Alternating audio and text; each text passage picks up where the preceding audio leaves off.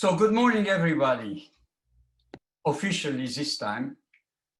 Hope you're all safe, and from the look of it, you are, and you're well. And with this confinement partially lifted, I hope you can venture out once in a while and reconnect with family and friends.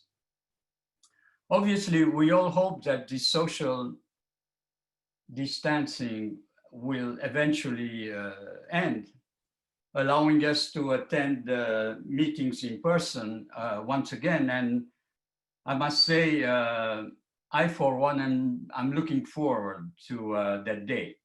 Well, in the meantime, we'll have to do with our meetings online, which is not too bad, I must say. It's a great solution rather than nothing. And in that regard, I like to remind you that the summer session, the so-called summer session, which is now, is a shortened session of 4 consecutive Mondays, 4 consecutive classes on 4 consecutive Mondays. Today, then Monday, July 20th, Monday, July 27th, and the last class of the summer session will be on Monday, August 3rd. And then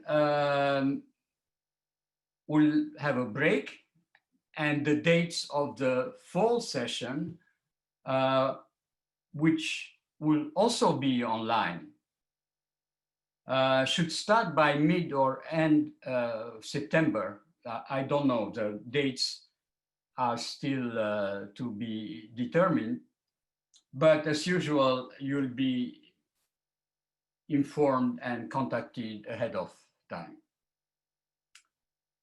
Well, the 6 weeks interruption that we had has been relatively eventful on the international front. As the COVID-19 pandemic has been generally receding to some extent, with a few notable exceptions, making room for a timid resumption of political activities, both domestic and international. Although it can be argued that the response to the medical crisis includes a hefty dose of political decisions at every stage. So here we are in mid-July with a number of developments that have taken place in this interim, during this 6 weeks break, such as the election of a conservative president in Serbia, Aleksandar Vučić, while another president of a Balkan state, Hashim Thaci of Kosovo, was indicted by a special court on war crimes charges, dating back to the 1998-1999 war for Kosovo's independence, at which time, during those couple of years, Thaci was the leader of the Kosovo Liberation Army, which is accused today of perpetrating mass killings against the Serbian civil population of the province. The indictment in itself is noteworthy because it led to the cancellation of a summit meeting between the Kosovar and the Serbian presidents, summit meeting that had been painfully brokered by the United States administration in the hope that it would pave the way for a lasting, peaceful solution to the long-standing dispute opposing the two neighbors. Now, as you might remember, Kosovo was initially a part of former Yugoslavia. And when Yugoslavia, as we knew it, broke up in 6 independent states, Kosovo itself started an uprising, an armed movement against Belgrade, against Serbia.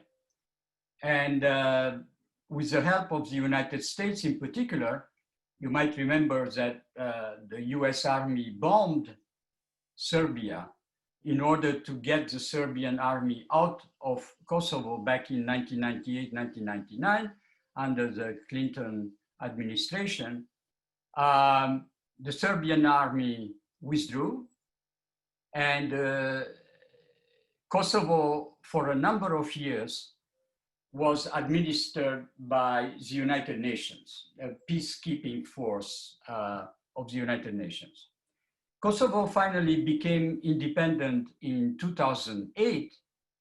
However, it is still not a member of the United Nations, since Russia opposed its veto in the Security Council.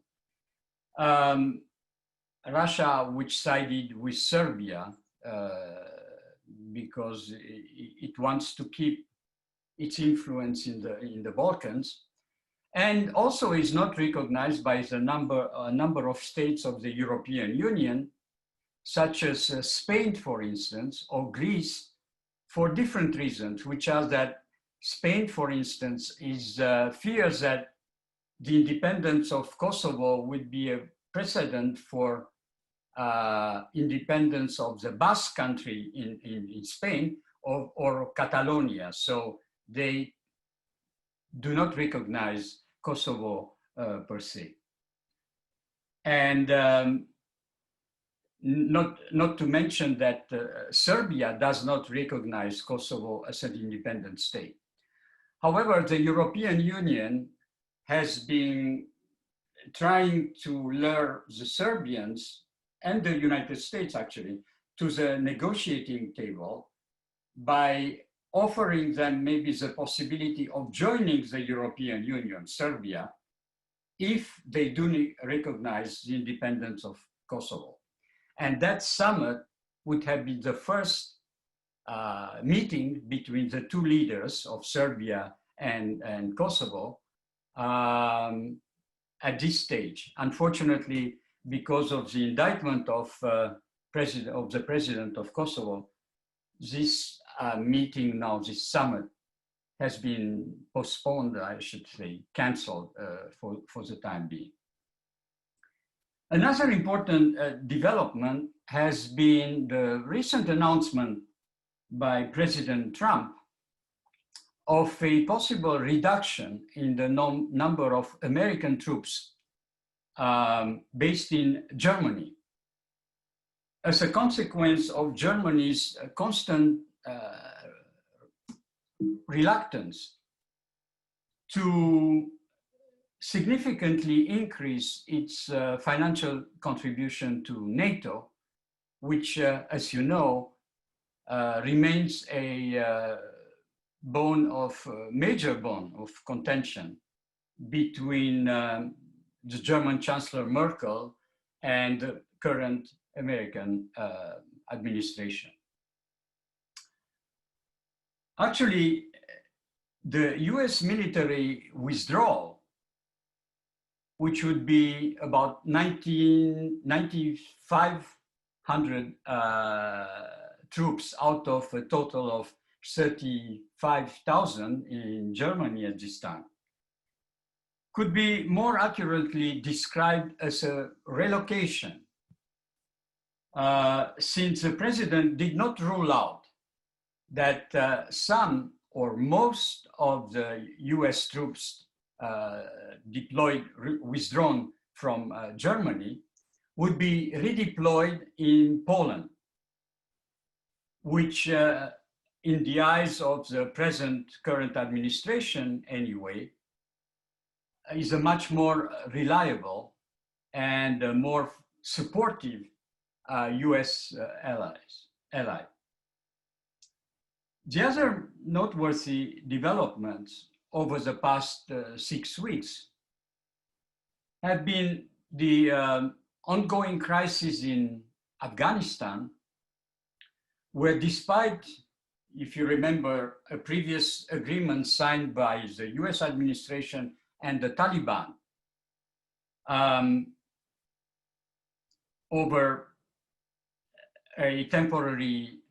about a temporary ceasefire, the fighting continues between the extremist group and the government forces in Kabul over the issue of a prisoner exchange between the two, which is preventing President Trump from fulfilling his promise to withdraw all the American troops from Afghanistan by the end of this year, or rather by the time of the elections.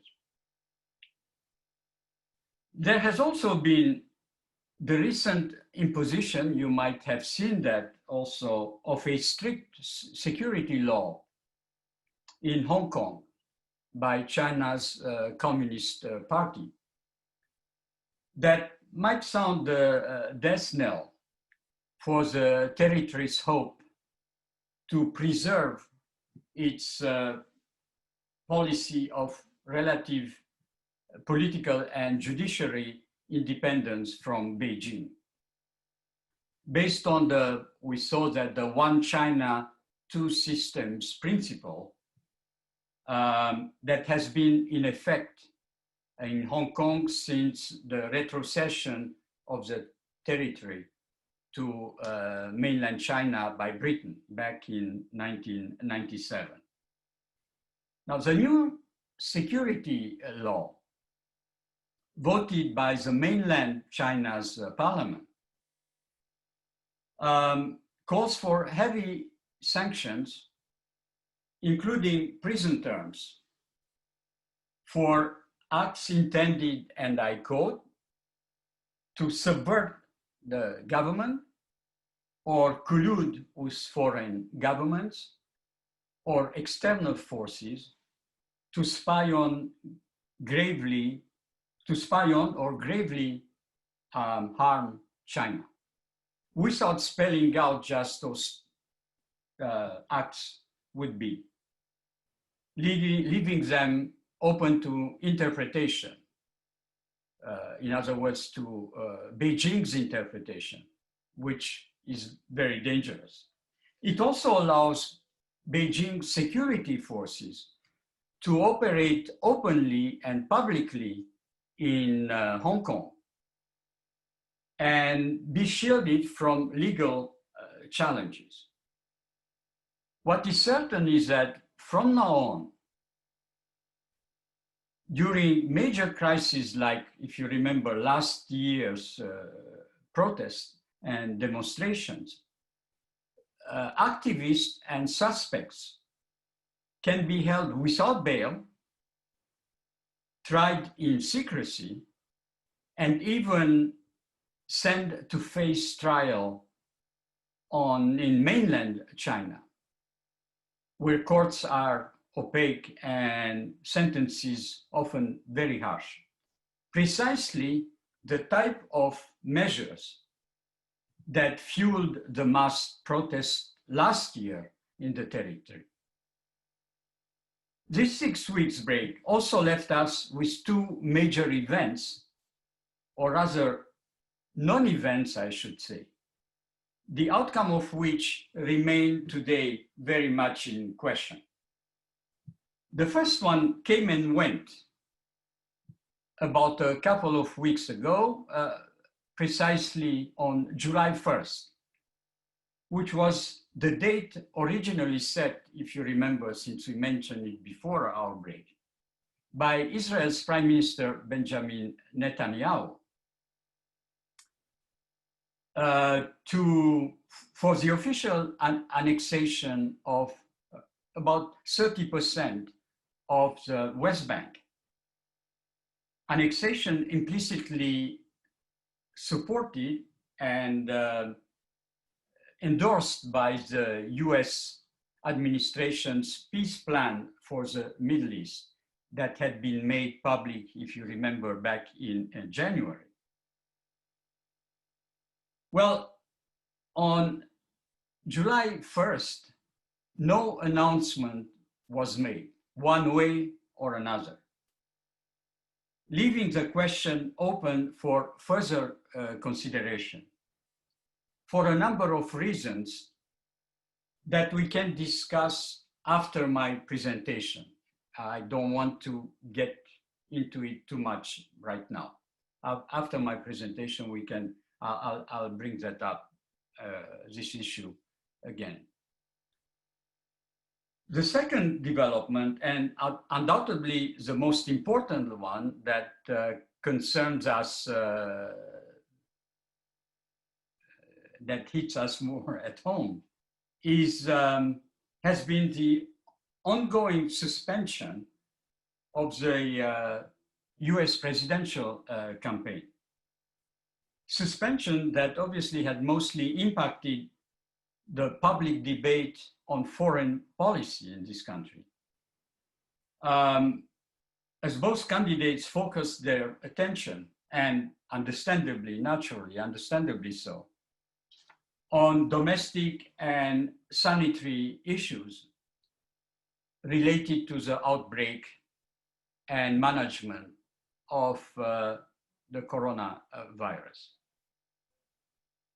But today, I'd like to leave aside temporarily, at least, all these two familiar issues that we dealt with previously, to draw your attention to another development that might have major consequences, not only for Southern Asia, but also the rest of the world.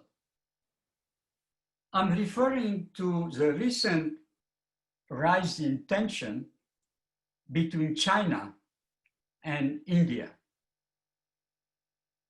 the two most populous countries in the world, both nuclear weapon holders and fierce economic and political rivals and neighbors.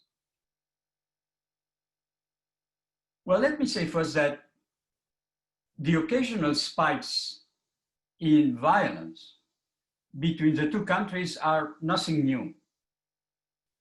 They stem from the protracted dispute between India and China over the precise location of their jagged Himalayan border, which cuts through a desolate and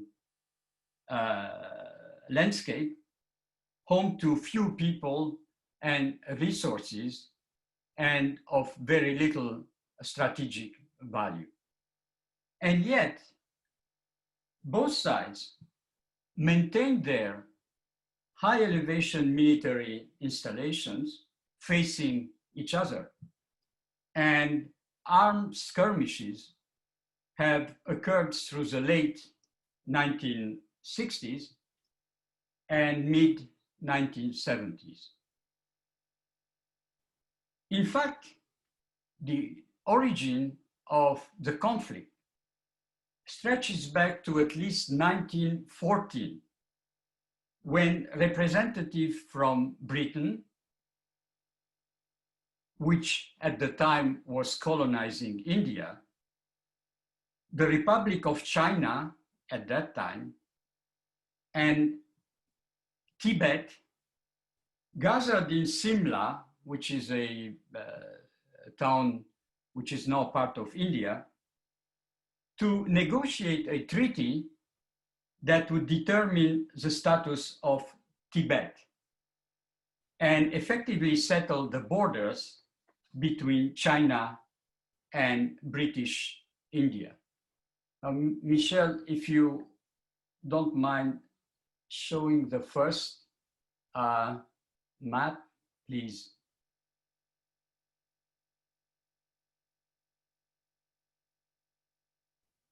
Okay, you can see you can see here. This is China, right here. This is Tibet. This is India, right here. And this is the border between the two, right here and right here. It's a 2,200-mile border. Now, at the time, the Chinese side, balking at proposed terms that would have allowed parts of Tibet to be autonomous, refused to sign any type of deal. However, Britain, on behalf of India, once again, and Tibet, did sign a treaty which agreeing to establish what would be called the McMahon line, which is right here, McMahon line, named after a British officer, Henry McMahon, who had drawn up that border, the boundaries. As a result, India has maintained, even after it gained independence from Britain in 1947, that the 550-mile boundary, the McMahon line, that separates Northeast region and Tibet, is the official line of demarcation between China and India.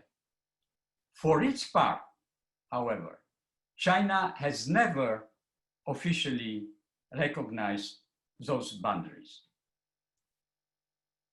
In 1949, the Chinese revolutionary Mao Zedong proclaimed an end to his country's communist revolution and founded the People's Republic of China, as we know it today.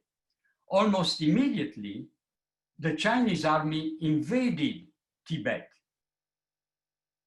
right here, and China found itself at odds with India over the border once again, right here, and here also. Tensions rose through the 1950s, with the Chinese insisting that Tibet was not an independent state and was never an independent state, and as such had no right to sign a treaty creating an international border. That was the Chinese position. That back in 1914, when the Tibet representatives signed a treaty, they were in no position of signing because Tibet was not an independent state per se, was just a region of China. After several failed attempts at peace negotiations, the war broke out in, I think you can take off the map for now. Thank you. The war broke out between China and India in 1962. Chinese troops crossed the McMahon line into India and took up position deep in Indian territory, capturing mountain passes and towns. The war lasted around 1 month and resulted in 1,000 deaths on the Indian side and about 800 Chinese casualties. At the time, China's Premier Zhou Enlai declared a ceasefire, unofficially redrawing the border near where Chinese troops had conquered territory. That demarcation line, which runs for about 2,200 miles alongside the entire border, as I showed it to you previously, between China and India, has become known as the line of actual control. Michel, I would like, please, if you can put up again, map number 1.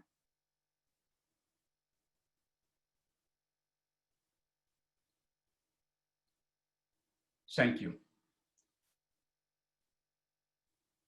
Right here. It was called the line of actual control, or LAC, not to be mistaken with the line of control. This is a line of control, line of actual control between China and India, and line of control between the Pakistani and Indian administered Kashmir, which is another province which is disputed between Pakistan this time and India. Excuse me, Yeah. but I don't see any pointer on my end. I don't know if anybody else is, so I can't really tell what you're referring to on the map. You cannot see my mouse? No. Correct. We can't see the pointer. Yeah, now I see it, but we couldn't see it before. Oh, there it is. Okay. Okay. I have no control over, speaking of control, I have no control over the pointer, but if you, Michel, if you have control over the pointer, can you just follow mine, or you cannot see my mouse either? Well, you see, I can't see your mouse. but okay, but whoever talked to me previously, you see the border in red, right? Pierre, just describe what you're talking about, because okay. You see the border in red between India and China, right? Yes. You all can see that. This is the line of actual control, the one I'm referring to. The one separating India from China. Now, if you look to the left, you'll see on the map the line of control up there where it says Jammu and Kashmir. Can you see that? There is an arrow which shows line of control. And that line of control separates Pakistan from India. Can you see? Yes. Right. Yes. Okay. All right. Now, that was to make so violent clashes opposed again. That was after the war in 1962 between China and India. Now, violent clashes opposed again Indian and Chinese armies in 1967 along two mountain passes connected Sikkim. Can you see Sikkim? You have an arrow here that says Sikkim in China, Sikkim area, and you right, which is between Nepal and Bhutan. Can you see that? Right. Yes. Right in the middle. Between Nepal and Bhutan. Yes. Between Nepal and Bhutan, Sikkim. Then, which Sikkim at the time was a kingdom and protectorate of India. And again, China's Tibet region. This time, the Indian army prevailed, destroying Chinese fortifications and pushing them back into their territory. The change in position, however, meant that China and India once again had different and conflicting ideas about the location of the line of actual control. Now, after 1967, the area would remain peaceful and relatively quiet, with a few exceptions. Up to recently, both sides realizing the potential to inadvertently start a full-fledged war. And it is only in May of this year that melees broke out again alongside the border, and the clashes escalated last month, while the world's attention was focused on fighting the pandemic's outbreak. Now, the most recent incidents are the consequence of the construction by the Indian Army of a road to a remote Air Force base that Indian engineers have been building through the Galwan Valley. Michelle, if you could please show the second map. Thank you.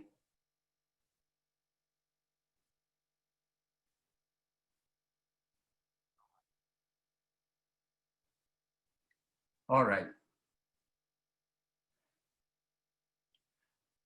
You see in the middle of the map, you have Aksai Chin, which was occupied by China since the 1962 war, in brown.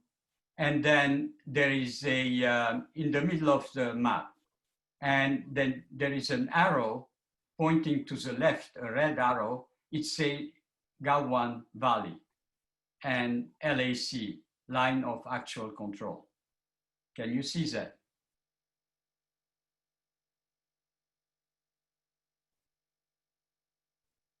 Yes. Okay. All right. According to military observers, the road is fully within Indian territory, but the Chinese are determined to prevent India's efforts to upgrade its military position there. The latest skirmishes seem to have started during a meeting attended by hundreds of soldiers on both sides who had come together along the border to discuss, ironically enough, how to de-escalate previous skirmishes and previous tensions. Instead, according to Indian sources, there were no official reason gained by the Chinese side. Chinese officers insulted the Indian soldiers, which led to a clash between soldiers that quickly spiraled out into the worst violence between Chinese and Indian troops in 45 years. However, the clash did not involve any exchange of gunfire, since according to a long-standing protocol between the two countries, firearms are banned in that area, are not permitted in that area. It shows you how sensitive this region is. However, that provision did not prevent the soldiers on both sides from squaring off at some 14 or 15,000 feet above sea with improvised weapons such as fence posts and club wrapped in barbed wire and bamboo sticks By the next day, 20 Indian troops were dead, while the number of Chinese casualties remains unknown. Following the skirmishes, Chinese and Indian authorities have tried to downplay the incident, while at the same time accusing each other of aggressive behavior and continuing to build up their defenses and sending additional reinforcements to the area. Well, let's see now the deeper reasons behind this flare-up of violence. First, India.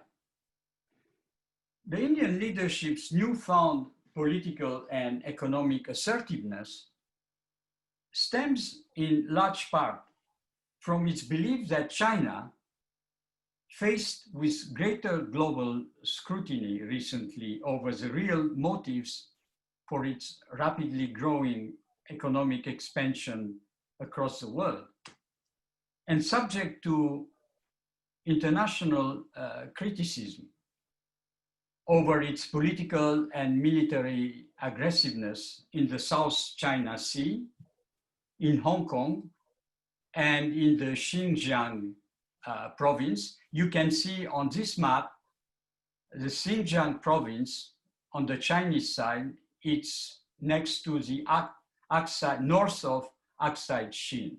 All that is the Xinjiang province. And the Xinjiang province is important because it's home of the Muslims Uyghur minorities that we mentioned previously in previous presentation. And China is also at this time is facing criticism for its mishandling of the coronavirus pandemic. So the Indian authorities believe that China is at a low point, offering India the opportunity to become a democratic counterbalance, if you will, to Beijing's autocratic regime. So the Indian political, economic, and diplomatic machinery were mobilized towards that goal. Within a few months, this year, India won a non-permanent seat on the UN Security Council and won the chair of the World Health Organization, or WHO's executive board, where it promptly supported calls to investigate the origins of the coronavirus, an inquiry that China had fought to block. It also signed a major defense agreement with Australia that allows both countries to use each other's military bases, and has even invited Australia to join naval exercises that India conducts with Japan and the United States in order to counter China's projection of sea power. On the economic front, the Indian Parliament passed a law requiring government approval for any investment from Chinese entities, such as the telecommunication giant Huawei, with its 5G wireless network. And it plans to raise tariffs on Chinese goods. Also, since the outbreak of the virus, India has actively and quite successfully, I must say, promoted its giant pharmaceutical industry, offering countries across the world help with medicines to combat the COVID-19, never missing an opportunity, by the way, to remind everybody that the virus originated in China.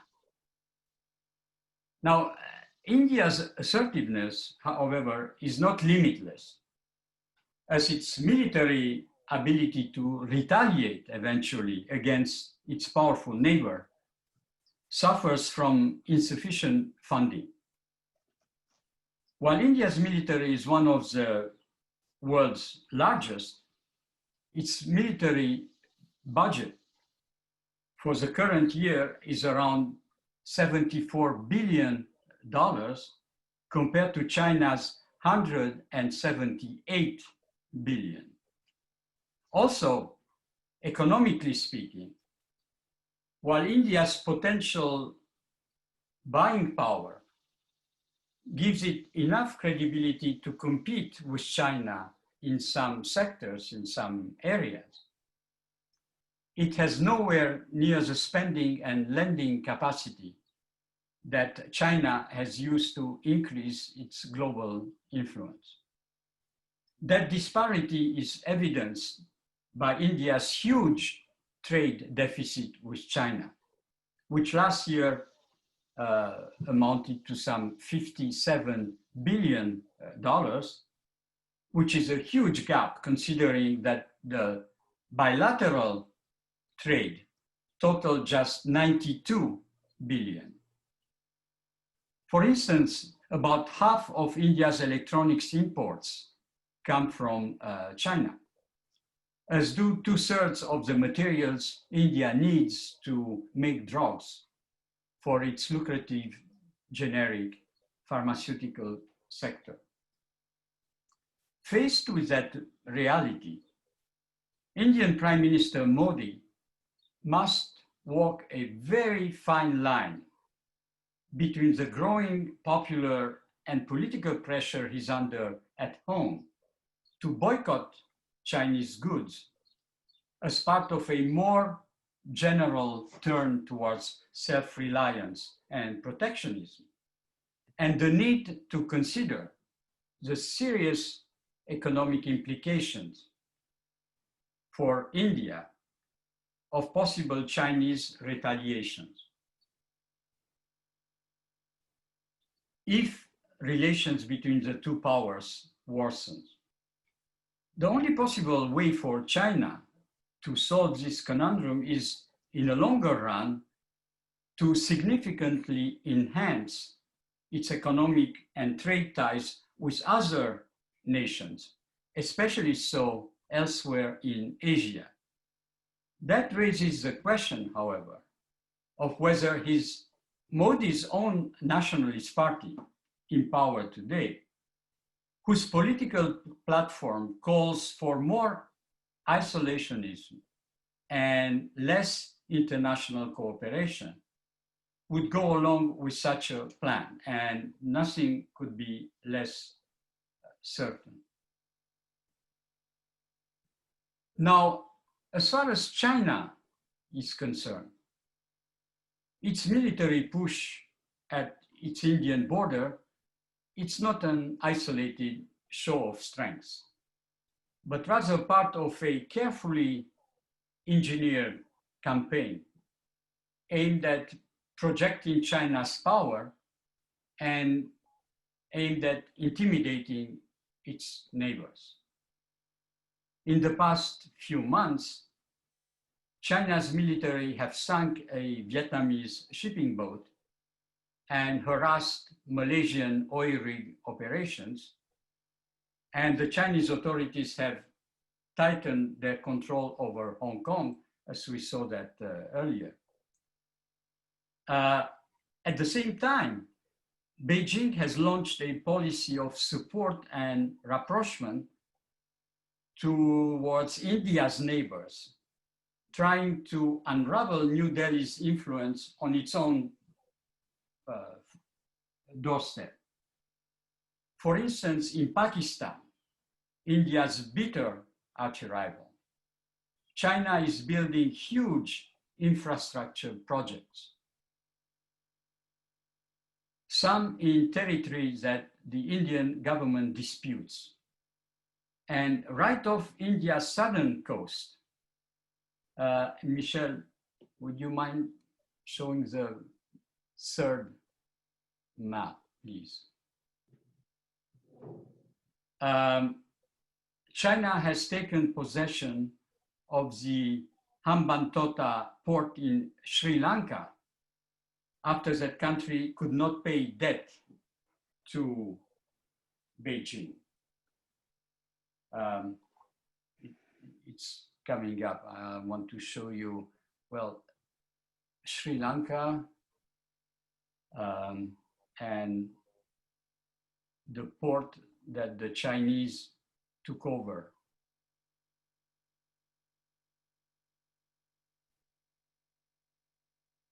Well, I'll wait. I don't know if Michelle is there. She'll come back. So now, where do we go from here?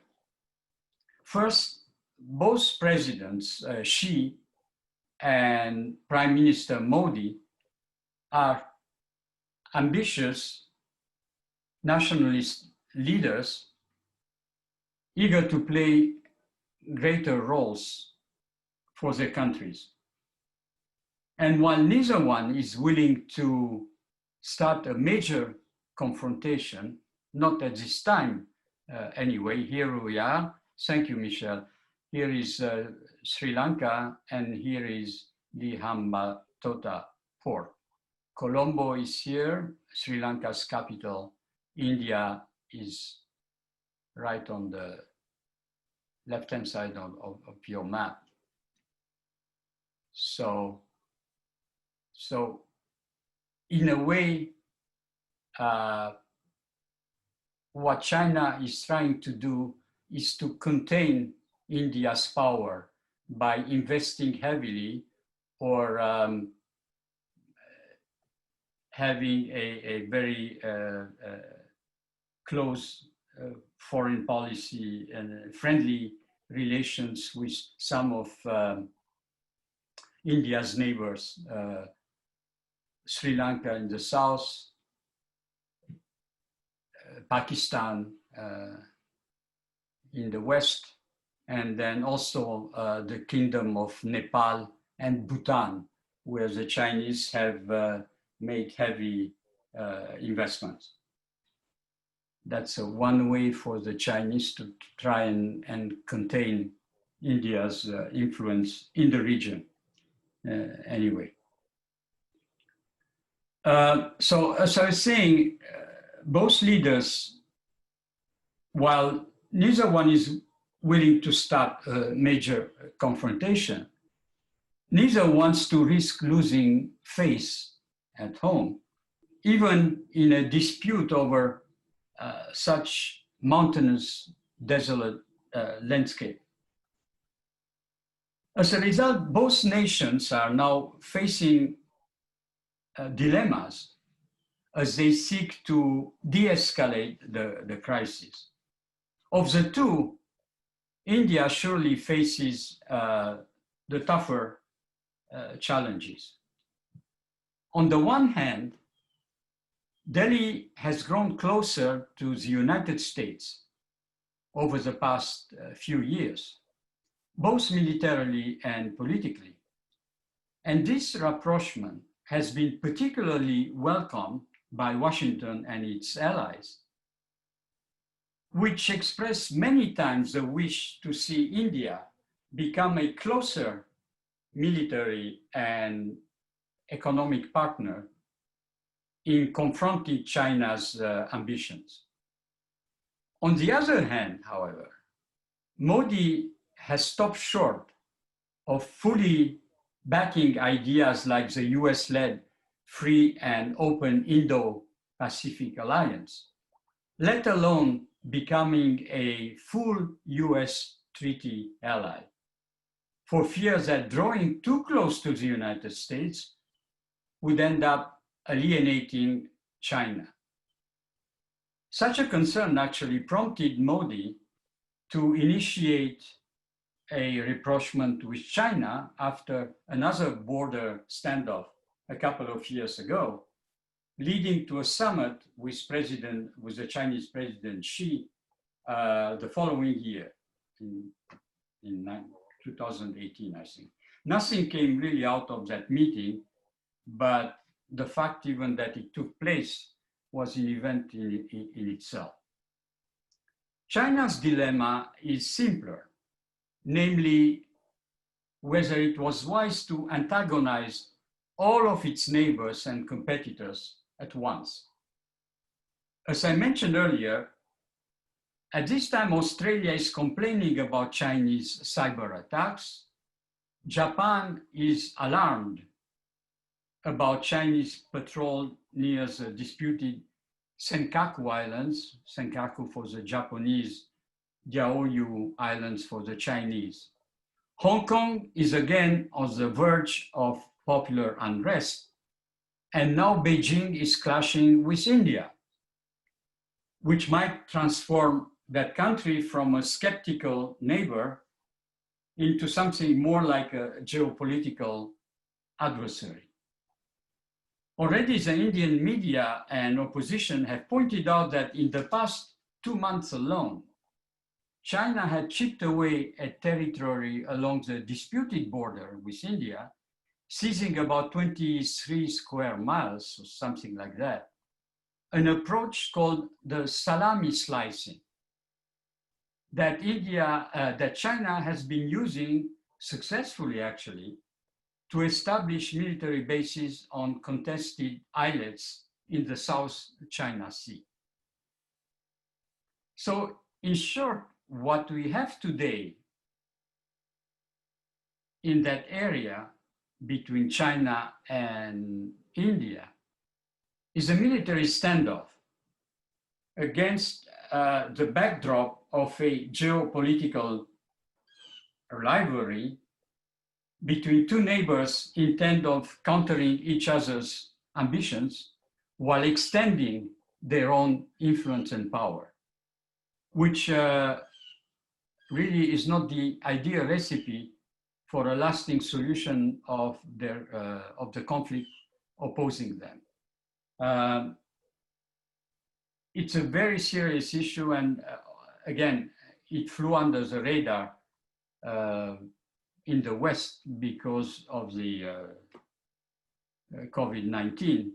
But these latest incidents, which again have been the worst in 45 years between the two countries, do not bode well for the future.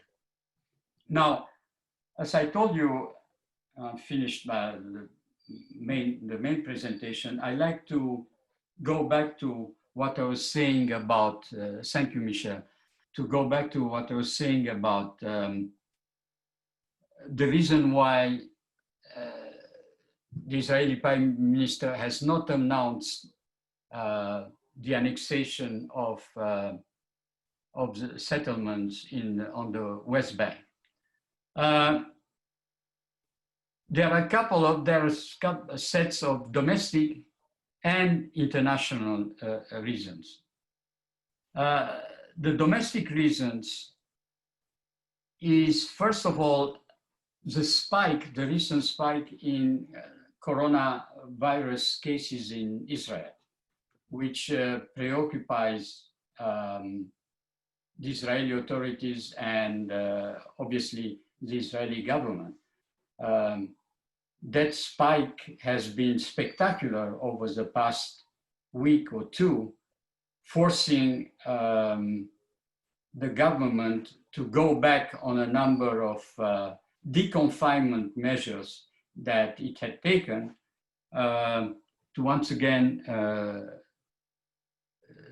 close down to some extent some of the activities in the country, and which are triggering very serious economic concerns for the future.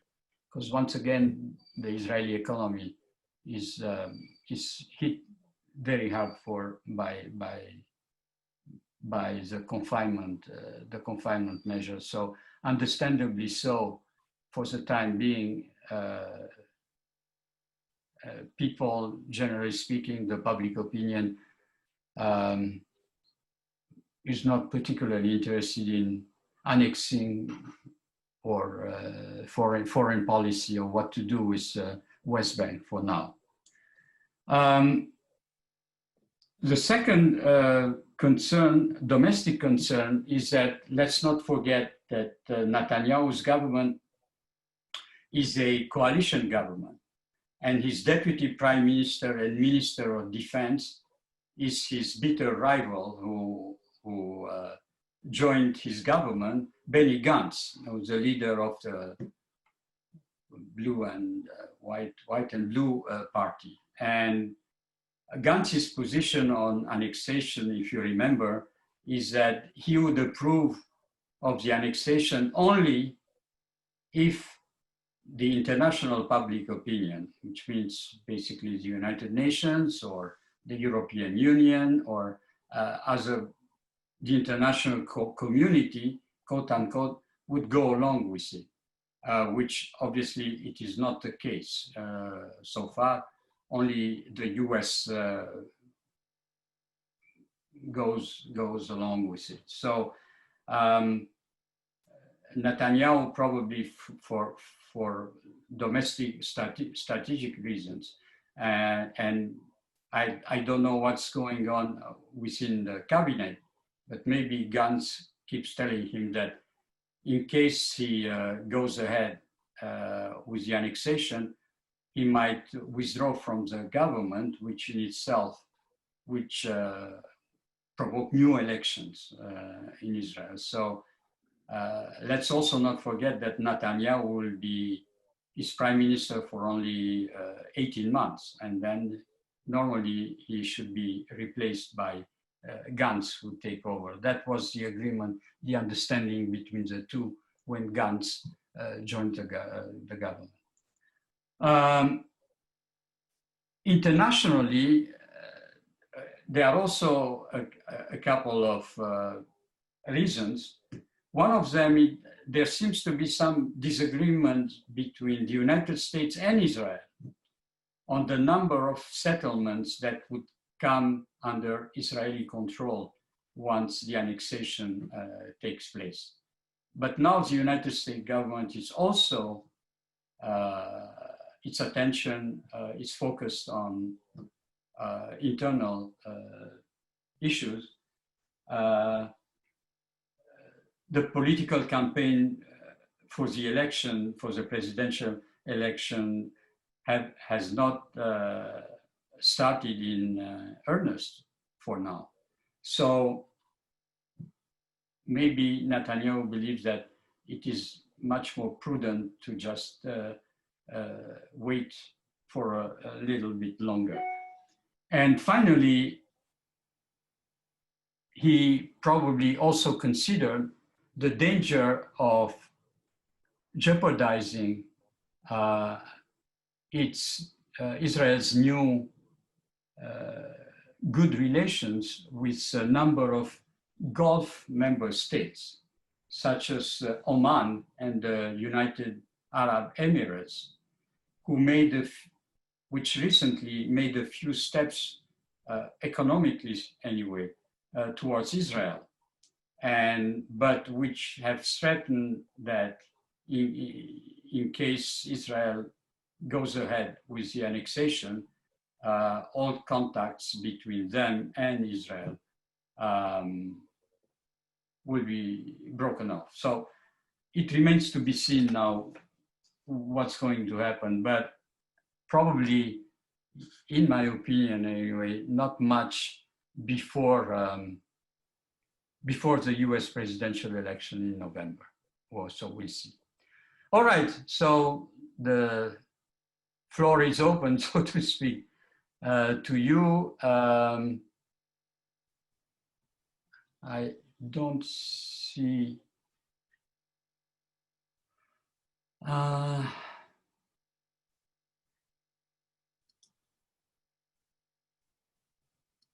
Michelle, where do I click to see the questions? So if you go on the bottom, there's a button that says chat on the bottom.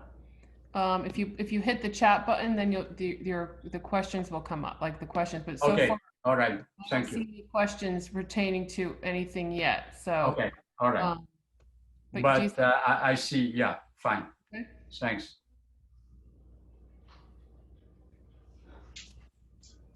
If people want to ask their questions, they can unmute themselves and ask the question. Some people might not know how to use the chat button. Well, usually, I mean, most of these people are veterans. They know. They are, but I see a couple people have unmuted themselves, so maybe they want to ask the question. Okay. All right.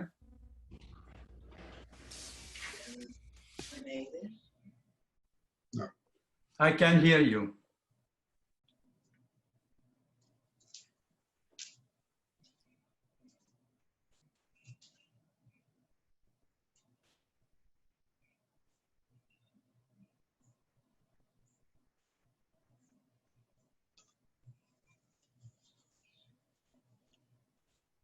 Okay, from Emily. Should Biden just stay hidden and let Trump implode? Emily, good try. Good try, but I'm not running the campaign for either one of them, so I don't have a preferred strategy for.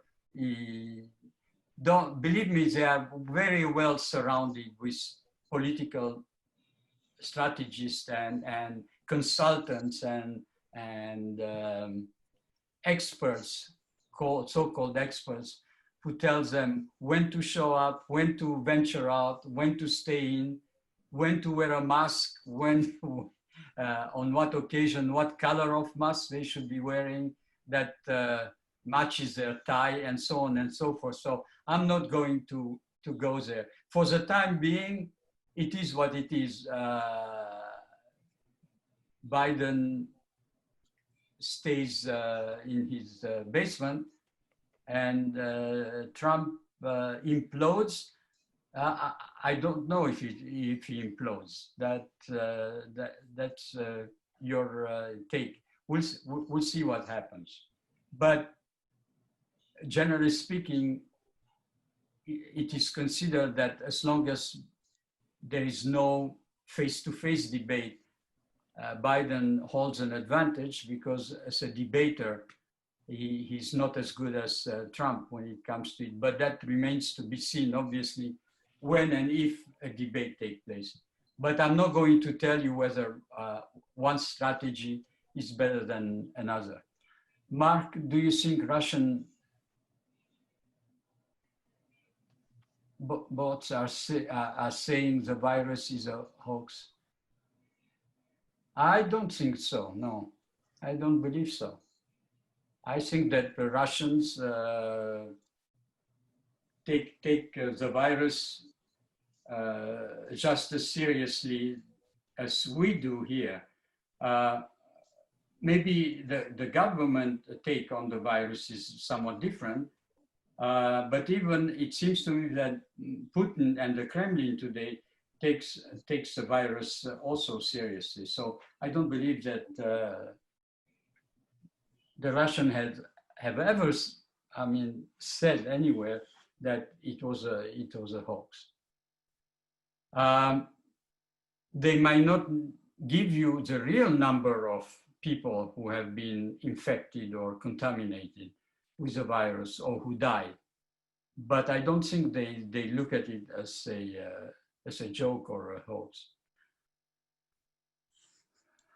From Masha, how do you see the US-China relationship during the time leading up to the election? There won't be, obviously, everything has stopped now, or most of things have stopped right now. And unless there is something unforeseeable at this time in their relation, I don't see any changes,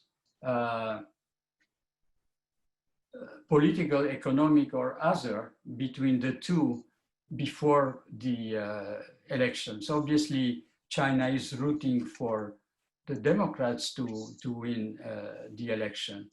But obviously, they're not going to get involved, at least openly,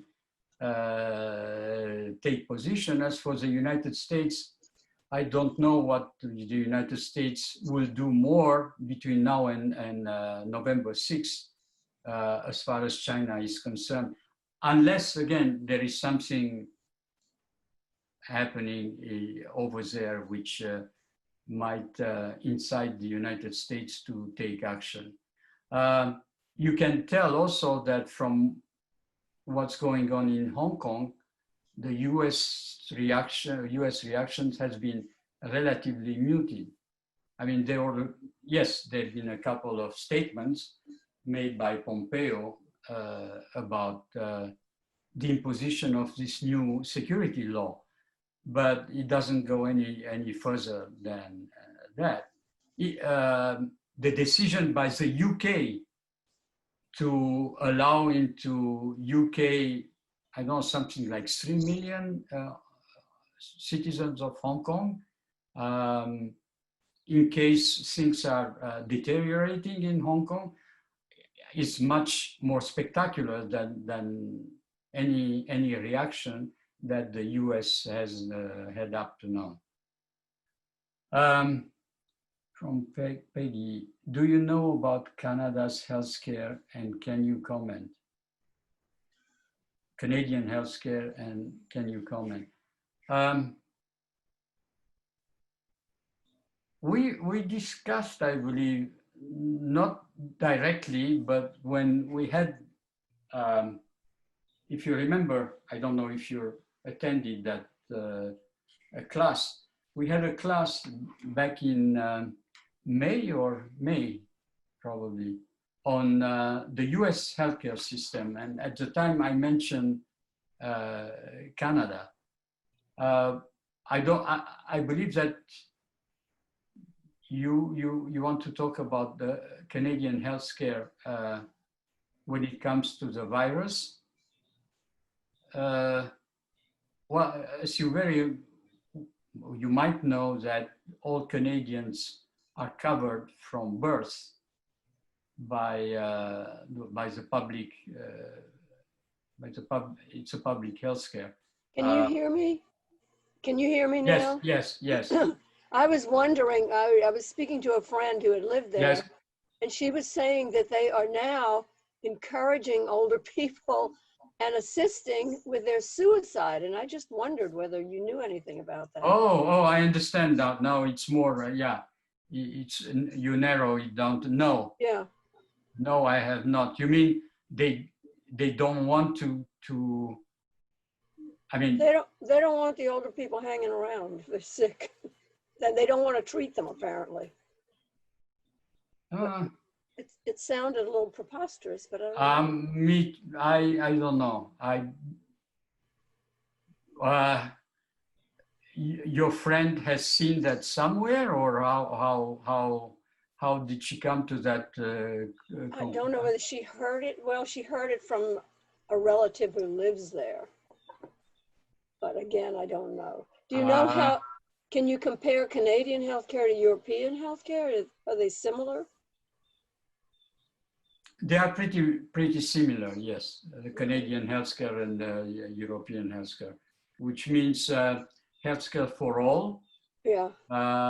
With its, again, I don't know, did you attend that? I don't remember it, so maybe I wasn't there. Okay.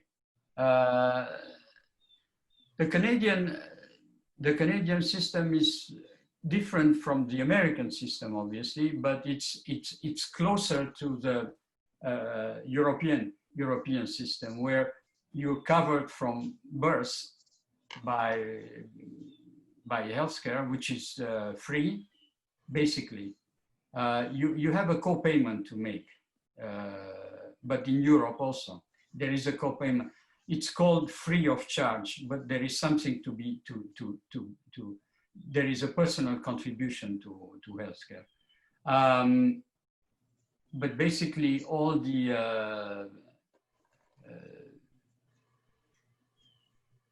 healthcare that you need is given to you. Now, there are advantages and disadvantages to the system.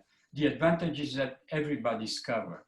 The disadvantage is that if you go to a public hospital or a doctor, then the waiting periods can be very long.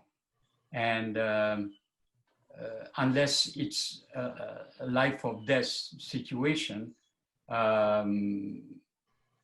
if you need a surgery, let's say, of something, if the list is long, they put you at the bottom of the list and they'll take you whenever possible. And in many cases, whenever it was possible, they called back the patient wasn't there anymore, had died because That's encouraging. now you have the possibility also to go to a private practice, but then that you have to pay.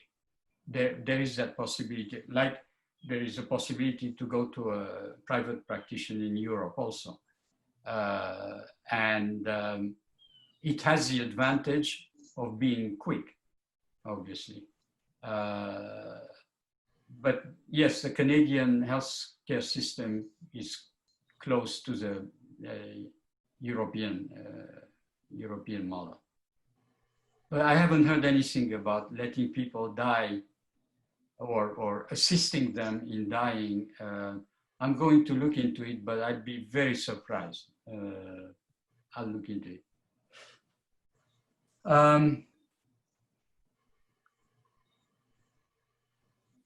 From Rabino, what is the worldwide support of the WHO? Well, I must say not much at this time, because obviously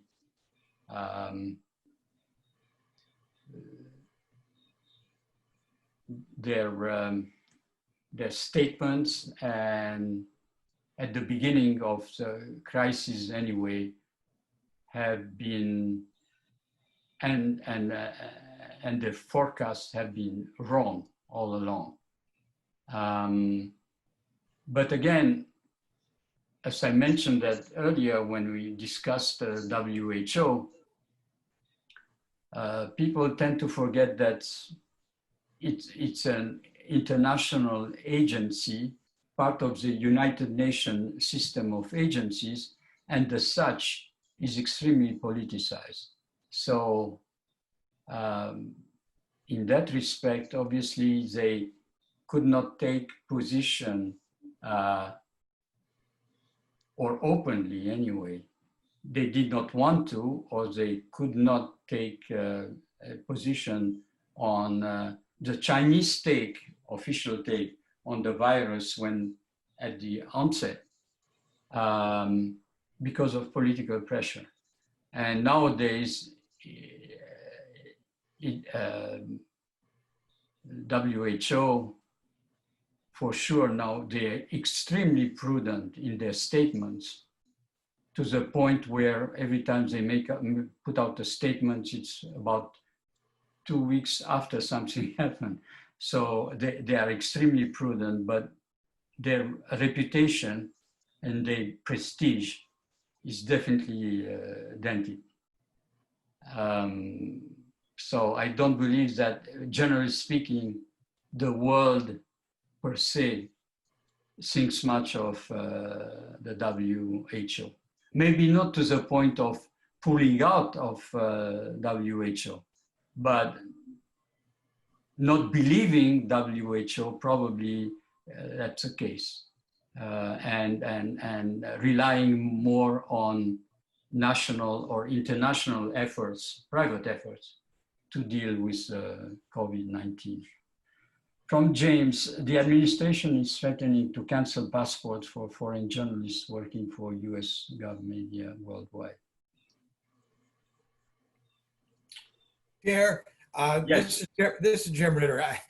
I was not able to finish the question. I was wondering, as you know, having been at the UN and so forth, how effective how big an effect would that have on our foreign influence and foreign information distribution in the outside world? when you say canceling passport for foreign journalists working for U.S. government worldwide, you refer to foreign journalists who work for, let's say, the New York Times, No. or foreign journalists who cover the United States for foreign newspaper in this country. It's not clear to me. Go ahead. Okay, there's a new head of communications for. Yes. I don't know if it includes the USIA, but VOA, all of that, the stuff that the U.S. government puts out in terms of news for the world, not private, not the New York Times, not AP or anything like that, but the U.S. government employed foreign journalists. Like, let's say, Voice of America? Yeah. And there, I just read something that said that there was there is a new head of that whole area. Yes. And that there had been some move maybe to certainly cut back on that and to exempt foreign journalists that they were employing here. Now, I don't know if it's happened. I don't know if it was just a threat, but well, to my knowledge, I haven't seen anything to that effect that it did happen. And I wonder if they study every case by case, or it's a blanket decision to just reduce the number of foreign journalists employed by the US government in covering other countries. I don't know. And frankly, I don't know what impact that would have in the way foreign journalists, maybe they have a different take, a different angle to some extent of their coverage. But is that because the US government doesn't want foreign journalists? Well, there is no guarantee, okay, that the foreign journalist covering events for a US official entity would be biased, more biased or less biased than an American-born journalist doing the same job. It just depends on the way that person sees things. So I don't see the political implication for it, really.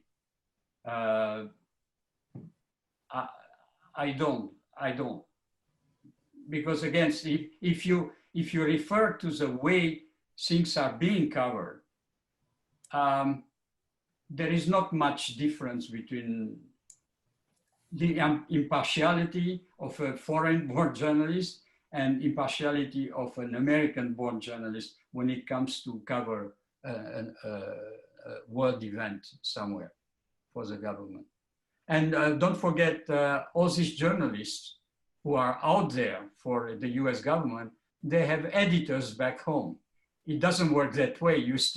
Your paper is still edited, okay? So there is some censorship, self-censorship, if you will, exercised by every US media or every US information entity.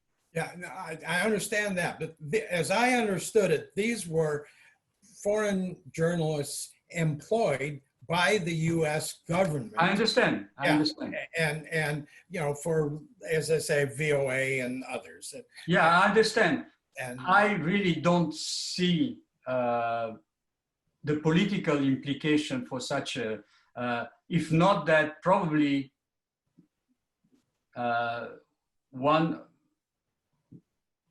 one reason, one justification could be that as the US government, you want to employ US American journalists as opposed to foreign journalists. But that's all. I don't see any other implication as to the content of the coverage itself.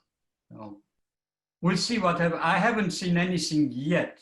Maybe that's an idea which was being floated, but it hasn't happened yet, to my knowledge anyway. Thank you. Welcome. Okay, from Peggy, I read I have that to Russia. correct. Can you hear me? I have to correct that. Yes, yes. What I meant to say was that I have read that, I read today's Times, that the Russians have been funding Taliban Yeah, I saw that. to Yes, bump off US soldiers, not Afghanistan's.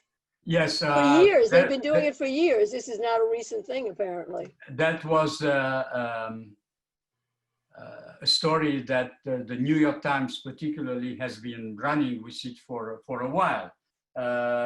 It started. But the original story made it sound as if this was a new thing, and today's story made it sound like they've been doing it for years. Well, I don't know if, number one, I don't know if the Taliban really needs a financial incentive to kill American soldiers. I mean, they've been doing that since 2001 and the other way around. And I don't know how much love the Russians have, and the Americans, let's face it, the Americans did exactly the same thing when the Taliban, not the Taliban, but the jihadist forces in Afghanistan were fighting the Russian invasion. We got amnesia, but before the US went into Afghanistan, guess what? The Soviet Union was in Afghanistan, trying to pacify Afghanistan, and unsuccessfully they pulled out. One day they declared victory and they pulled out, like probably the US will do someday, especially if this president gets reelected, because he might show patience for the time being. But this fighting, it is true, it's been going on now for forever.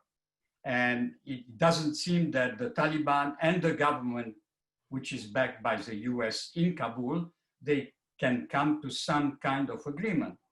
So on the one hand, recently, as you know, the US signed an agreement to a ceasefire with the Taliban, and then told the Taliban, one condition for the ceasefire is that you guys, you talk to the government in Kabul and you form, at least you facilitate the conditions for talks between you and the government, and then you form a coalition government, a caretaker government for now.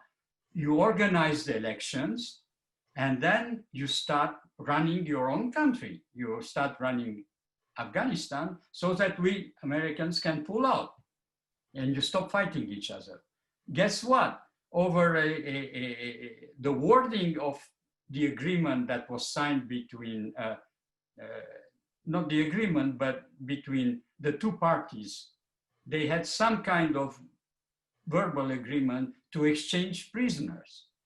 And the Kabul, apparently, according to the Taliban, the Kabul government committed itself to freeing some 5,000 Taliban prisoners in jails. Well, when the government of, which is a coalition government, which makes things even more complicated in Afghanistan, when the government came to fulfill its promise, they say, well, 5,000 maybe, but not all of them at the same time. We'll be letting out by 500 each. First, we start with the easiest cases, and those who had blood on their hands, it's out of the question. We keep the commanders, we let go maybe the soldiers, okay? The Taliban said, no, you said 5,000, we want the 5,000 people out. So fighting started again. They don't they don't target the Americans right now, the Taliban, but they are targeting the government forces, which are backed by the United States. So there will be a point where this has been going on since 2000, since the US went into Afghanistan. That's now it's 2020 with no end in sight. So there will be a point where this administration, which again promised to pull out by the end of the year of Afghanistan, all of the American troops, might get tired of this ongoing dispute between the two parties in Afghanistan and tell them, you know what, work it out. It wasn't exactly the case for the Russians or the Soviet Union, I should say, when they were in Afghanistan, because they were fighting the Afghani jihadists over there. But guess who gave them the weapons to fight the Soviet Union? The United States. So you can say also, you can claim that the United States was giving and backing them financially, the jihadists, to kill Russian soldiers in Afghanistan, which is absolutely true. So to say today that the Russians are paying the Taliban to kill American soldiers, it seems very unlikely. Again, the Taliban do not need incentives to kill American soldiers, number one. And number two, I don't think the Russians are in love with the Taliban either, because they do not forget that the same guys who call themselves Taliban today were killing Russian soldiers, Soviet soldiers 20, 25 years ago. So do you think the story is just not true? I'm not saying the story is, I don't know exactly if there are slush funds which the Russia has provided to the Taliban to help them financially, but to say that this money was given to the Taliban for the sole purpose of killing American soldiers, to me sounds a little, I don't rule it out, okay? But it doesn't seem to me like a position that the Russian government would officially adopt. Maybe there was some private involvement on the part of some Russian. The Times called it paying bounties. So Yes, guess, I know. Yeah. I saw that. But the New York Times has its own, you know. So I cannot tell you categorically no, because I don't know. But to me, it seems a little bit far-fetched. Okay. That's my only comment. From Vivian, if Israel annexes the West Bank, do the Palestinians become Israeli citizens in a okay. one nation state? I'm sorry, my question got. No, that's fine. That's the Palestinians, do they become Israeli citizens? I don't believe so, because Israel will be annexing 30 only.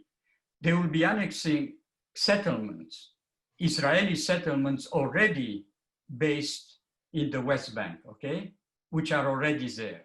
So settlements are inhabited by Israeli citizens. The settlers are Israelis. The Palestinians would not become automatically Israeli citizens, because after the annexation of this 30% of the West Bank, the rest of the West Bank, the territory which is left, that would become eventually, and I emphasize eventually, the Palestinian state. So the Palestinians who live on the West Bank will become Palestinian citizens, which does not exist, obviously, at the present time, because there is no such a thing as a state of Palestine. As I mentioned that also when we discussed the status of Jerusalem, for instance, Palestinians living in Jerusalem, most of them have Jordanian passports. That was an agreement between Jordan and Israel after Israel took over Jerusalem. I mean, the West Jerusalem. In 1967, Israel started administering the Jordanian part of Jerusalem, or what was Jordan before the 1967 war. So the Palestinians living there in Jerusalem remained Jordanian citizens. The Palestinians in Gaza, most of them remained Egyptian citizens, because before Israel took over Gaza, also after the 67 war, Gaza was occupied by Egypt. And so they remain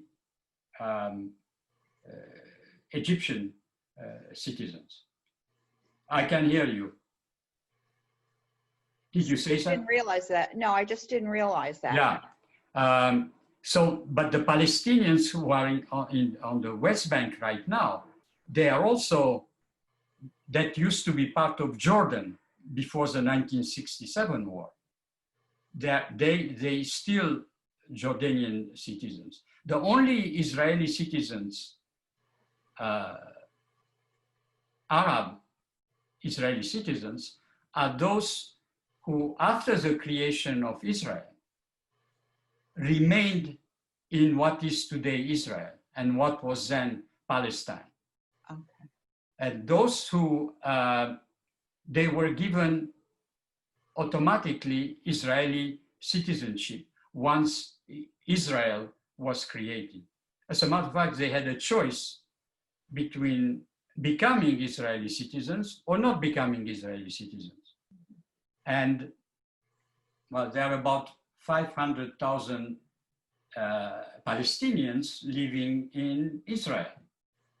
But most of them, to my knowledge, are Israeli citizens with the same rights and responsibilities that the Israeli citizens have, the Jewish citizens of Israel have, maybe with the exception of the army. I don't know.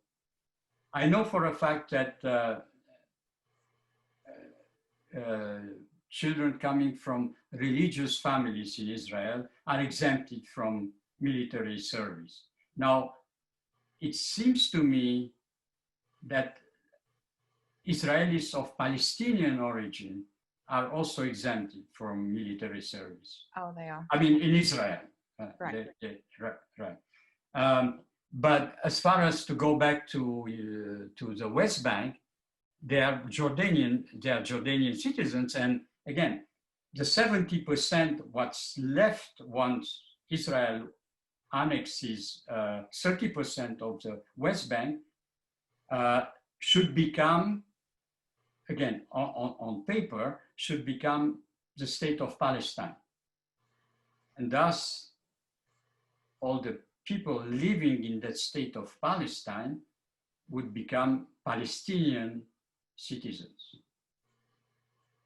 The dispute is over how much of this land should Israel annex, if at all, whether Israel has the right to annex this land unilaterally, which is also open to discussion. The United States, obviously, in its peace plan in January, said yes. The rest of the world doesn't see it that way and claims that the only way to come to an agreement between the two sides is through negotiations. In other words, there will be some modifications in the territory occupied at the present time by the settlers. Some of them will return to the Palestinians, some will be kept by the Israelis. But that would be done through negotiations only. And only then the international community, including the United Nations, would recognize that some of those areas have become Israeli, and the rest of it, whatever the agreement, the terms of the agreement, will become what is called a Palestinian state. But as far as citizenship goes, yeah, then they would become Palestinian citizens of the state of Palestine once, if ever, there is an agreement there. All right, from Norma, is it true that China is dominating countries in South America? What dominating, it seems to, I'm going to read your comment till the end, and dominating seems a little bit harsh, tough word. Dominating, maybe not. Investing in South America, definitely. They compromise the countries by building infrastructure and then take their payment in the country's natural resources since they cannot pay in cash. Basically, yes, but I wouldn't call that domination. And sometimes there is pushback on the part of the local government, China. I understand Ecuador is seriously in debt to China. Indeed, they had a left-wing government for a long time, but that's not the case anymore. So Ecuador is pushing back against its debt with China, and it's sending its resources to China, remaining very poor and under China's control. Once again, with the new government, I don't believe that that's the case right now. And I think they're pushing back, and there is a lash back by a number of countries which are indebted, but that's probably even more true for Africa, where a lot of countries run out of money and cannot pay back the Chinese, but their position is that we cannot pay you back, period. But there is no control, and I'm sure a number of countries like France and the UK and the United States are monitoring very closely the political situation in those countries to make sure to be able to counter Chinese influence and the financial investment there. Some of those investments made by China was simply lost. They made the investment, they asked to be paid back, and the local government said, we cannot pay you back. In some cases, indeed, some resources were transferred from those countries to China, but in a number of instances, to my knowledge, they just stopped paying. There is not much that China can do. So some of those investments were lost. Some of those, in some of these countries, China started investing and they stopped in the middle of the work done. In some of those countries, the local government accused China of not using local manpower, bringing in manpower from China, and not giving any type of jobs to the local manpower, and not helping with the unemployment in a lot of African countries. And that was a pretext to just stop paying back the Chinese also. So there are different situations in different countries. So I would not call that dominating South America, no. And I'm sure that the US would make sure that not such a thing will not happen. Vivian, do the Palestinians become Israeli citizens in the one nation, one state solution? That's a very good question. That's a very good question.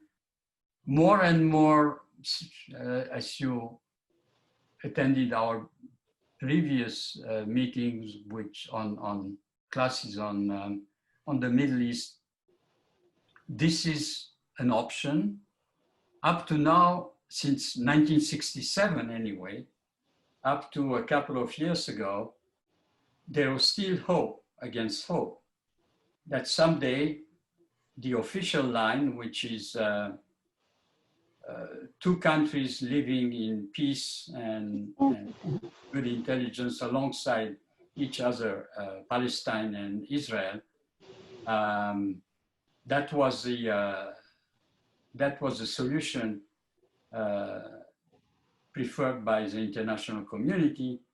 But more and more on the Palestinian side also, not only on the Israeli side, the option that prevails today is that there is no way that a Palestinian state can be established under current conditions, particularly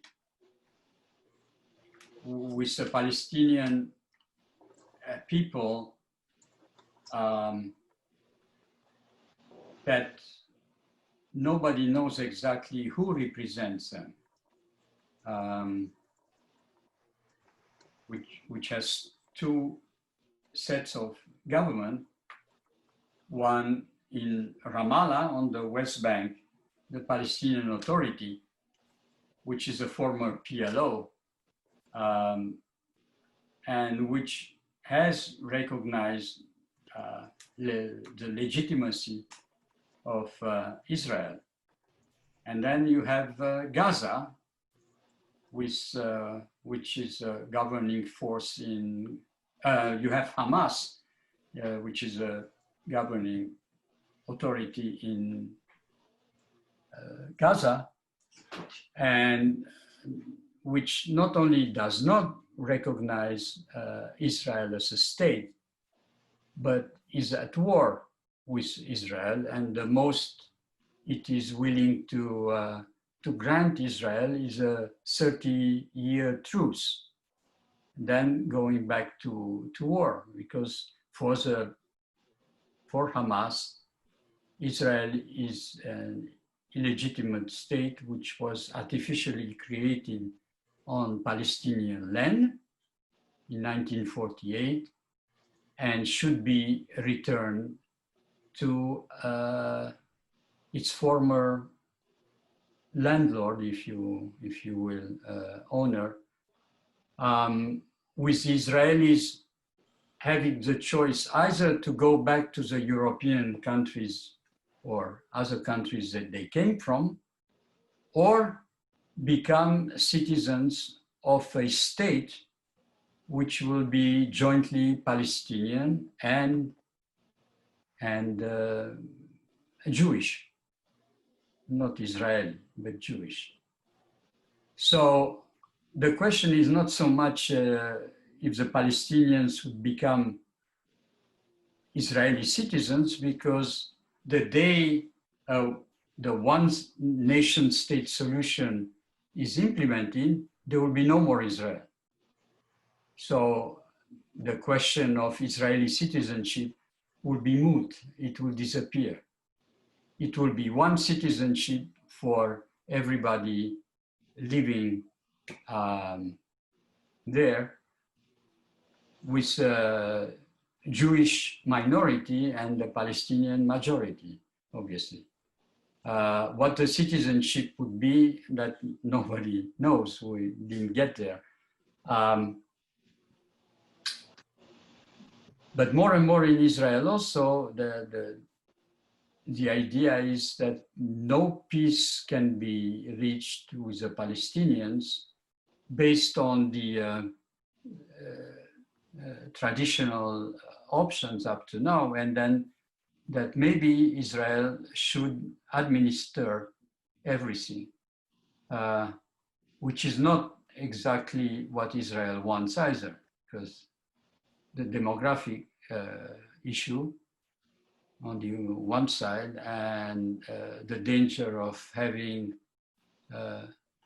to absorb some 3 or 3.5 million Palestinians into Israel.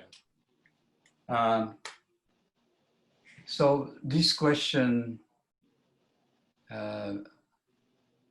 definitely the Palestinians would not become Israeli citizens because in such an option, there will be no more Israel. From Mark, why is Trump administration so intent on keeping foreign students out of American schools? Why send such a negative message to the world? For what purpose?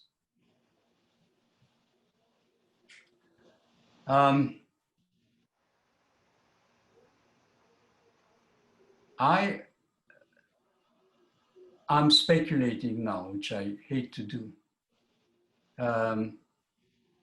But based on my experience at the United Nations, I'm not going to take the students as an example, but I'm going to take the United Nations as an example, and you'll understand why. When I started working at the United Nations, the Soviet bloc was still very much alive, with the Soviet Union and all the ex-communist Eastern European countries.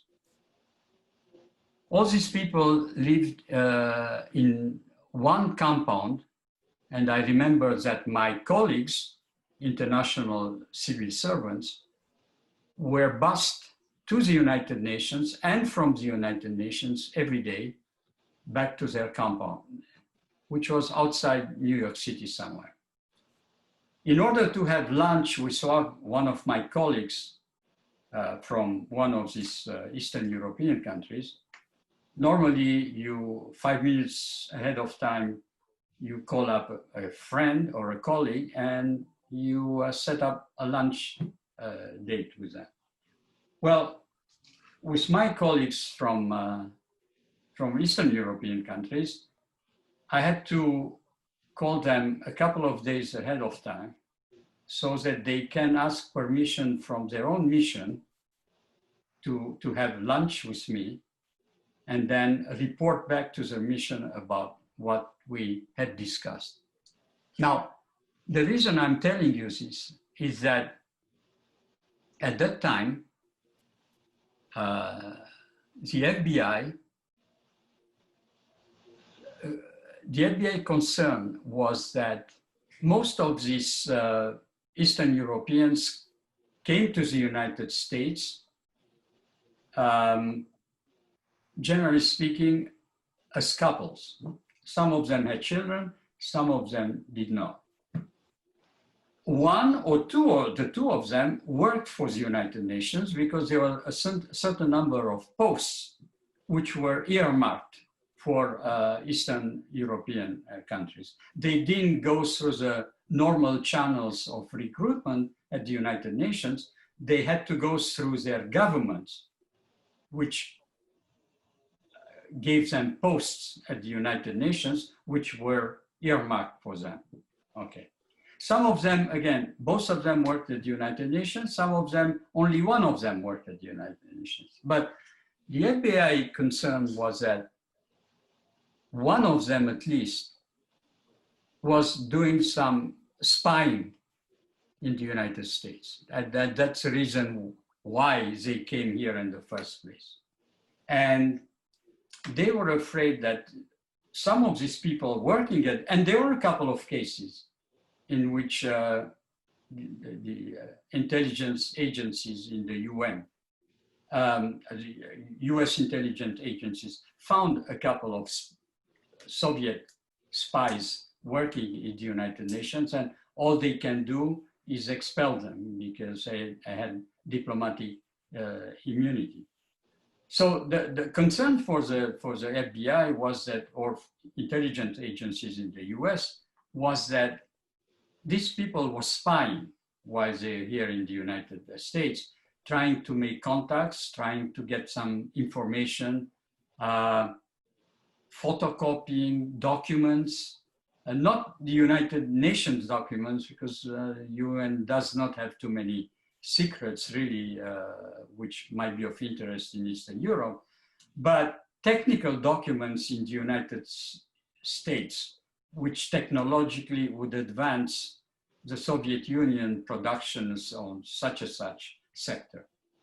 Now, I would suspect that the same concern applies to the foreign students in the United States, particularly the Chinese students in the United States. And I explain to you why. A simple Chinese student or a Chinese student in China will not be able to come to the United States and just study in an American university with such a high tuition. And unless they are either backed by the Chinese government or whose parents are very well connected within the Chinese Communist Party and are able, with financial backing or something else, unknown to the US, to finance their children's study in the United States for 4 years or 8 years or whatever. So the concern, again, for the US agencies is that these Chinese students who come to the United States and stay for years do other work for China than just study in the United States. To me, this is the main reason. And again, this is pure speculation, okay? This is the main reason for me why the United States would not like to have students, they won't say Chinese in particular, but they were foreign students in this country, all the more so that most US universities, starting in the fall, will have classes online only, which means that these students, foreign or American, will have a lot of free time on their hands and can go uncontrolled anywhere they want to. Whereas when during school year, when you enroll in a class, you have to go to your classes you're physically present more or less, and people know your comings and going. It's impossible to do so if the classes are only online. So I believe that is the main concern. I might be totally off, but based on my experience, that's why I gave you all these details about the United Nations. I think it's a little bit similar to what was going on at the United Nations. And unfortunately, for a number of foreign students coming from friendly countries or coming from countries who have nothing to do, they come here because they can afford the US university, they are paying the price also. As to a negative message to the world, definitely it's not a friendly message to the world, but at the same time, since so many countries in the world closed off their borders, obviously some of the students, and I can understand some of the students who are either stuck in this country, it's mid-July, not knowing exactly what's going to happen to them in September, whether they'll be allowed to stay in this country or having to go back home. But if they have to go back home, will they have time to enroll in their own university? So it's not that simple with less than 2 months to go before the school year is theoretically again open. So it's many thousands and tens of thousands of students are stuck in the middle, which is not particularly an easy situation for them, nor for their parents. From Peggy, sorry, I meant Russian funding Taliban to bump off. Yeah, Answered that, yeah. yeah. From Tom, in response to China's increasingly assertive and belligerent actions, do you feel that an anti-China coalition of nations that would include India, Japan, Australia, and the US and others might arise? If so, how do you feel this coalition might balance containing China, but avoid the situation spiraling into a worsening conflict? I do believe, Tom, indeed, that a coalition of states, and this is what probably the United States is working on at this time. You left out South Korea, but yes, definitely a coalition of China's neighbors. You could include also some of China's neighbors in the South China Sea, the Philippines, Malaysia, Indonesia, which have issues with China as well.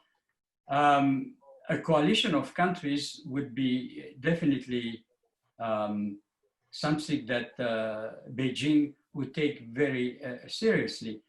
There are ways, particularly sanction-wise. And I believe that China would be, with its economy now weakened by the COVID-19, China would take very seriously such a coalition of nations if it happened. Now, the problem is that the US has, on the one hand, imposed tariffs on China, and this tariff dispute worked to some extent, but at the same time, hasn't been too tough on the Chinese, with Trump repeating how well he got along with Xi, and not saying anything about the violations of human rights within China in the Xinjiang there. And again, a muted reaction, as I mentioned earlier, to what is happening in Hong Kong nowadays. I think China would take it very seriously if a coalition were formed between all these countries. It remains to be seen, though, if this coalition can happen or not, considering, again, this back and forth of the United States when it comes to China, which does not encourage the other countries, because the other countries, let's face it, will not take on China by themselves.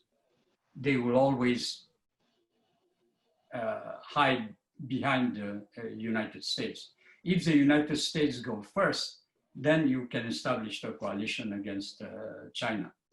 But just by themselves, none of these countries, for fear of Chinese economic retaliation mostly. So yes, I do believe that China would take it seriously. From Peggy, seems to be growing opinion among some in Israel that Israel should cease to be a Jewish state, which would make it easier for Palestinians to accept Israeli citizenship. Peggy, this is a first to me. I have not seen that anywhere, except for the fact that the Israeli left, indeed, is accusing, and obviously some other countries are accusing the present government in Israel of making out of this Jewish state issue, or essence of the Jewish state issue, something that makes Palestinians feel like second-rate citizens, if you will.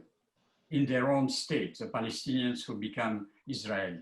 I have not seen anything to the effect that that would make it easier for Palestinians to accept Israeli citizenship, because whether So that's my own comment. It's not. whether the Jewish, whether this notion of this term of Jewish state is inscribed in the Israeli constitution, which is not at this time. And I see no relations with the Palestinian wanting to become Israeli citizens. That was just my own addendum. Okay, Yeah. there was, no, there is no connection. I mean, the Palestinians who live in Israel, as I mentioned to you earlier, could become Israeli citizens, whether Israel was home to the Jewish people or not. Some of them elected to become Israeli. It's for normal. It's for normal. I hear a voice. Hello? I heard someone speak. And some of them not. So those who have not accepted to become Israeli citizens are not going to become Israeli citizens any more today than yesterday. So no, I see no connection. And from Tom, Putin is a clever individual, indeed.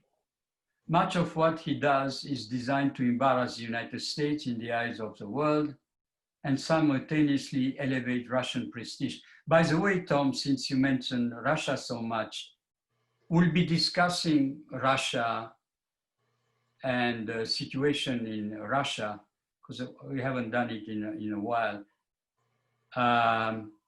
in the next 3 weeks at some point. So we'll have time to go more into details on Russia and Putin at that time. But I'll finish your comment. In the eyes of the world and simultaneously elevate Russian prestige, such as when Russian media released pictures of Trump bragging in the Oval Office to Russian spy master Kislev about the firing of Comey during their secret meeting. The Russian Taliban bounties are designed for the same purpose, Trump arguing passionately for Russia's readmission to the G7, while Russia is targeting American troops, is not a good look.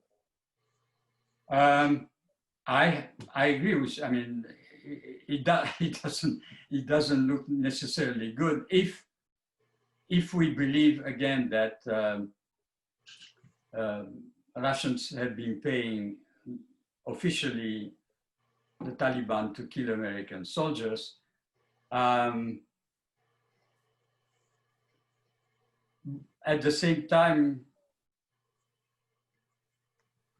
the Russian-American relationship is sort of a very strange relationship.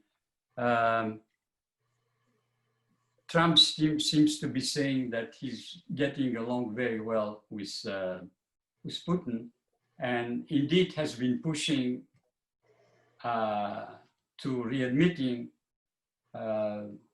Russia into the G7. At the same time, the United States has been deploying missile defense systems in the Baltic states and Poland, missiles which are directed at Russia.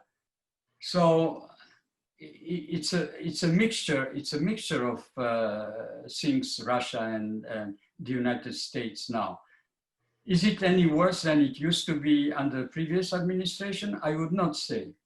I don't believe, it might not look good indeed for public relations purposes, but when it comes down to it, I don't believe that it is any worse than it used to be under the previous administration. But again, we'll be looking more into details. We'll be looking at Russia very soon. If not next week, in the next 3 weeks, depending on what the current international situation is. All right, so I guess we got to the end. You're all exhausted. We got to the end of our today's class.